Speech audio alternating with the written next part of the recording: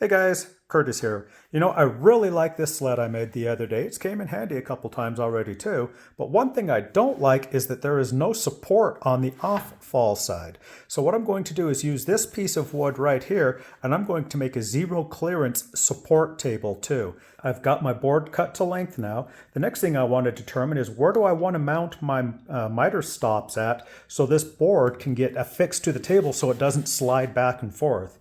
Well, like when I built the 360 sled, I'm going to position this piece of material just slightly over the blade itself. Then I'm going to measure to the middle of my channel. It's about 6 inches. So I'm going to drill a couple of holes 6 inches away from this edge of the fence to mount my miter stops. I drilled my holes using a 9/32 of an inch drill bit because these are a 1/4-20 bolts, and I want some slop in here.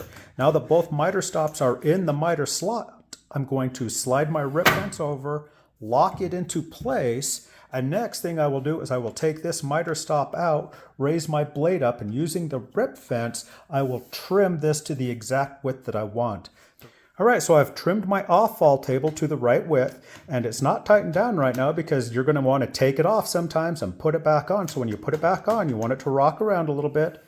Slide your rip fence over, tighten down your bolts, and now your off-fall table is zero clearance, which is exactly what I wanted.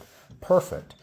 The other thing I'm going to do is replace these 1/4-20 bolts though. I want them to be about 3/4 of an inch tall so I can countersink a hole here that I can put a nut into.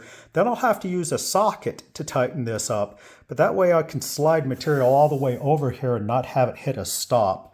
But other than that, this sled or this off-fall table works perfectly with my sled now.